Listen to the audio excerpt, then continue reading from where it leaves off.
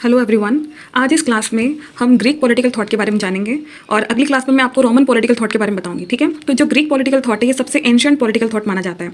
तो जब political thoughts की शुरुआत हुई थी तो उनमें सबसे जो एंशिएंट था वो ग्रीक पॉलिटिकल थॉट माना जाता है, जिसमें थिंकर्स कौन आते हैं? सोक्रेटिस आते हैं, प्लेटो आते हैं, एरिस्टोटल आते हैं, ये थिंकर्स इसमें आते हैं। ठीक है, तो जो इनके टाइम में इनके टाइम में इनका जो सोचने का तरीका था, ये क्या सोचते थे, किस तरह का उस टाइम की परिस्थितियाँ थी, किस तरीके से वहाँ उस टाइम के जो थिंकर्स थे उन लोगों ने डिसीजन लिए, वो इसमें आता है। ठीक है, तो तो जो ग्रीक पॉलिटिकल थॉट है उसके कैरेक्टरिस्टिक्स क्या है वो हम इस क्लास में देखते हैं वन बाय वन। सो सबसे पहले क्या है कि उस टाइम क्या था, उन लोगों ने फोकस किया था किस पे? सिटी स्टेट पे फोकस किया था।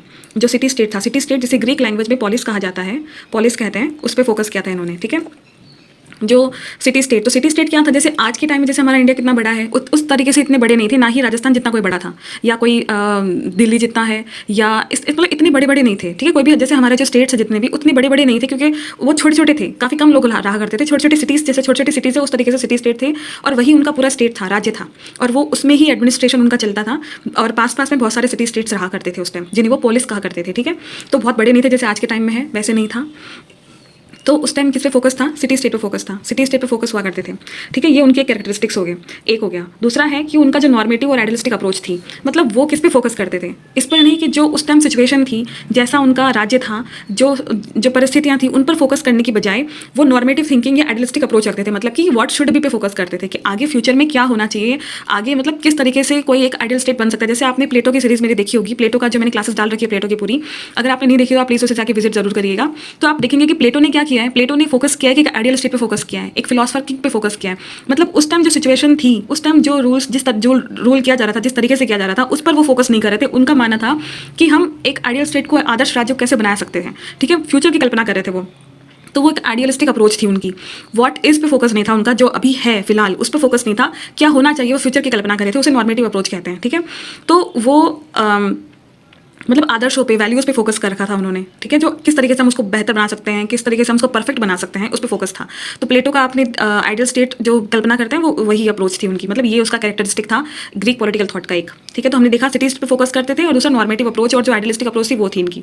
फिर तीसरा है कि वो सिटीजनशिप पे फोकस करते हैं। उनका टाइम उन्होंने बताया, उस टाइम जो थिंकर्स थे वो बताते हैं कि किस तरीके से उन्होंने कॉन्सेप्ट दिया था एक सिटीजनशिप का, कि जो वहाँ की जो सिटी स्टेट है उसमें जो रहने वाले लोग हैं, सिटीजन्स कौन कहलाए जाएंगे। ठीक है, नागरिक कौन होगा इसका। जैसे आपने एरिस्टोटल की क्लास मेरी देखी होगी पीछे, तो वो उसमें आप देखेंगे कि उन्होंने सिटीजनशिप के लिए कैसे बताया कि कौन हो सकता है। अब जैसे एरिस्टोटल का मानना था कि अब जैसे उनके अकॉर्डिंग जो सिटी के अंदर तो महिलाएं रहती हैं, वृद्ध भी रहते हैं, स्लेव्स भी रहते हैं, बच्चे भी रहते हैं, ठीक है, बूढ़े भी रहते हैं, जो भी हैं, तो उनके अकॉर्डिंग सिटीजन कौन था? तो एरिस्टोटल के अकॉर्डिंग सिटीजन वो होगा जो एक्टिवली पार्टिसिपेट करता है स्टेट की जो पॉलिटिक्स होती है उसमें, जो स्टेट को एडमिनिस्टर करने में उनका कोई एक्टिवली पार्टिसिपेट कर रहे हैं, योगदान दे रहे हैं, वही सिटीजन कहलाए जाएंगे, बाकी लोग नहीं। जैसे जो मैंने अभी बताए हैं आपको, महिला, वृद्ध और बच्चे और स्लेव्स, इन सबको उन्होंने नहीं माना है, इन सबको उन्होंने, एरिस्टोटल ने क्या, सिटीजन नहीं माना है। तो उस टाइम क्या जो थिंकर्स थे उन्होंने कॉन्सेप्ट दिया था, सिटीजनशिप का कॉन्सेप्ट भी दिया था एक। ठीक है, फिर है डेमोक्रेसी।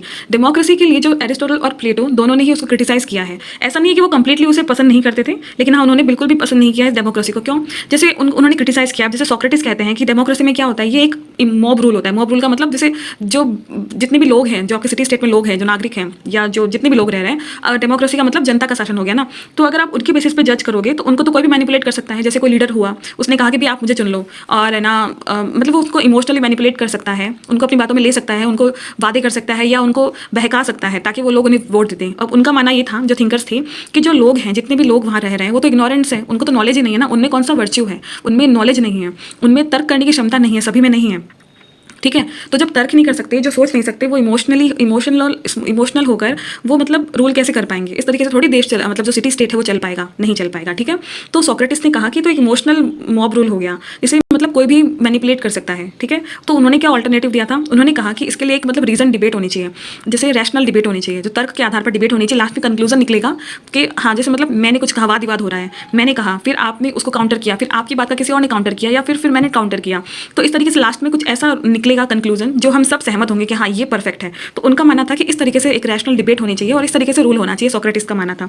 प्लेटो ने कहा कि जो मासेज हैं, जो लोग हैं, जनता है, वो इग्नोरेंट है, तो उनका रूल तो मतलब स्टेबिलिटी लेकर नहीं आएगा, क्योंकि लोगों में तर्क करने की क्षमता नहीं है, लोग रैशनल नहीं हैं। ठीक है, तो वो क्या करेंगे? उनके रूल करने पर क्या इमोशनली मतलब वो बहक सकते हैं, मतलब वो अच्छे से रूल नहीं कर पाएंगे। ठीक है, तो एक रीजन डिबेट, एक रैशनल डिबेट वो नहीं कर पाएंगे ना, उनमें इनस्टेबिलिटी आ जाएगी, जिससे क्या होगा, जो सिटी स्टेट है वो स्टेबल नहीं रह पाएगा। सबके अपने अपने राय होंगी, इतने सारे लोग होंगे, सबकी अपनी अपनी सोच होंगी और अपने अपने उनके विचार होंगे, ठीक है। तो उस तरीके से उन्होंने क्या बताया कि तो इस तरीके से रूल नहीं कर सकते, तो डेमोक्रेसी सही नहीं है।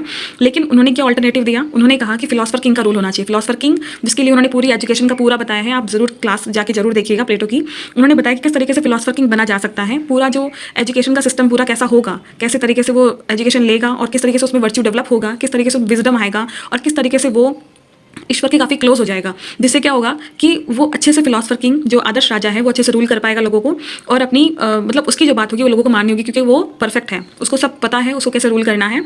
तो उन्होंने कहा कि फिलोसफर किंग का रूल होना चाहिए, ठीक है। फिर आते हैं एरिस्टोटल। एरिस्टोटल ने बताया कि उन्होंने गवर्नमेंट बताई थी कि परवर्टेड गवर्नमेंट है, कुछ मतलब जो सही करप्ट गवर्नमेंट्स हैं वो कि शासन जो करप्ट होता है, और कुछ जो सही शासन है, ठीक है। तो उन्होंने बताया कि ये जो डेमोक्रेसी है ये उन्होंने बताई थी कि ये परवर्टेड फॉर्म ऑफ गवर्नमेंट है, मतलब कि एक दूषित, एक मतलब सही करप्ट गवर्नमेंट है ये। इसमें क्या होगा कि ये क्या करती है डेमोक्रेसी, मतलब मेजॉरिटी रूल होता है डेमोक्रेसी में, कोई भी चीज़ होगी मेजॉरिटी के बेसिस पे निर्णय लिए जाएंगे। तो इसमें क्या होगा, तो सिर्फ मेजॉरिटी का इंटरेस्ट ही देखा जाएगा, जो माइनॉरिटी होंगी, जो कम लोग होंगे, उनका तो इंटरेस्ट ही नहीं देखा जाएगा। तो सिर्फ जो जिनकी संख्या ज़्यादा है, जो मतलब अगर 50% से 1% मतलब 51% लोगों ने भी अगर कह दिया कि हाँ ये तो फिर तो रूल बन जाएगा, जो 49% उनका क्या उनकी कोई राय नहीं होगी। तो उन्होंने बोला कि ये डेमोक्रेसी एक करप्ट दूषित गवर्नमेंट है, ठीक है। तो उन्होंने क्या ऑल्टरनेटिव दिया, उन्होंने कहा पॉलिटी क्या होगा, एक बैलेंस्ड अप्रोच होगी, जिसमें मोनार्की, एरिस्टोक्रेसी और डेमोक्रेसी तीनों का मतलब मिक्स होगा। इनको मिलाकर एक नई गवर्नमेंट बनाई उन्होंने, जिसे उन्होंने कहा पॉलिटी। तो इस तरीके से उन्होंने क्या कहा कि जो डेमोक्रेसी है उसको क्रिटिसाइज किया।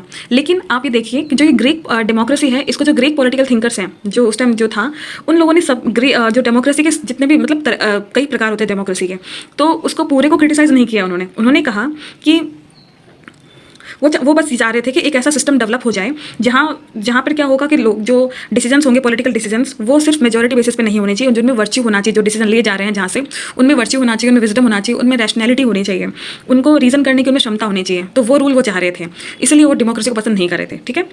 अब उसके बाद उन्होंने उस टाइम जो ग्रीक पॉलिटिकल थॉट था, इसका एक कैरेक्टरिस्टिक है कि उस टाइम रैशनल और फिलोसॉफिकल इंक्वायरी हो रही थी।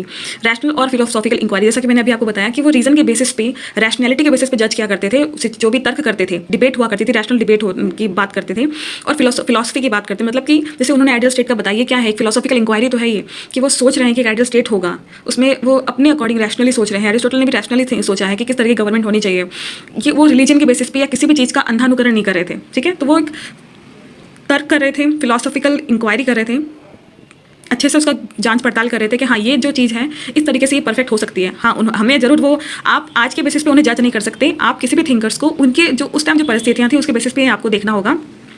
तो आपने देखा, मतलब आपने जो प्लेटो ने जैसे अपने अकॉर्डिंग उन्होंने बताया कि आइडियल किंग जो फिलोसफर किंग होगा वो सबसे परफेक्ट होगा। अब ये उन्होंने रैशनली सोच के बताया ना, उन्होंने सोचा, उन्होंने इंक्वायरी की, उन्होंने जांच पड़ताल की, उन्होंने अपने अकॉर्डिंग पूरा तर्क करके फिर उन्होंने डिसाइड किया कि फिलोसफर किंग बेस्ट होगा।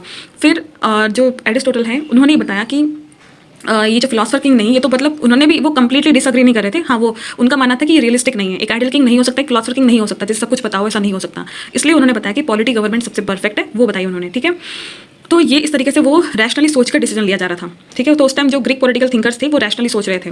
फिर उन्होंने जो क्लासिफिकेशन ऑफ गवर्नमेंट्स दिया, अब देखा हमने, जैसे हमने बताया कि जो एरिस्टोटल है उन्होंने जो गवर्नमेंट्स हैं उनको क्लासीफाई किया 6 टाइप्स में। तो कुछ तो थी जो नॉर्मल जो सही थी गवर्नमेंट्स वो बताई, और थी एक परवर्टेड फॉर्म मतलब करप्ट फॉर्म थी जो बताई, जिसमें उन्होंने डेमोक्रेसी को करप्ट बताया है, ठीक है, और पॉलिटी को परफेक्ट बताया है। मोनार्की को क्या बताया उन्होंने, एक सही आइडियल मतलब सही गवर्नमेंट बताई है। उसका परवर्टेड फॉर्म उन्होंने बताया टायरनी कि जब राजा लोगों के लिए काम करे तो वो सही है, लेकिन जैसे ही राजा अपने आप के लिए काम करना शुरू करे, तानाशाह बन जाए, तो वो टायरनी हो जाएगी और वो हो जाएगी परवर्टेड फॉर्म, मतलब कि करप्ट फॉर्म हो जाएगी एक, ठीक है।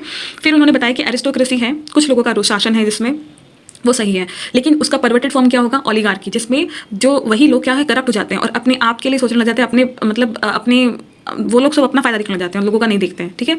तो उसे क्या बोलेंगे, वो एक परवर्टेड फॉर्म, करप्ट फॉर्म थी, परवर्टेड फॉर्म थी। और उसी तरह उन्होंने फिर पॉलिटी दिया, वो सही थी, सबसे बेस्ट जो गवर्नमेंट होती है वो पॉलिटी बताई है। उसी का एक मतलब एक करप्ट फॉर्म था डेमोक्रेसी बताया उन्होंने, ठीक है।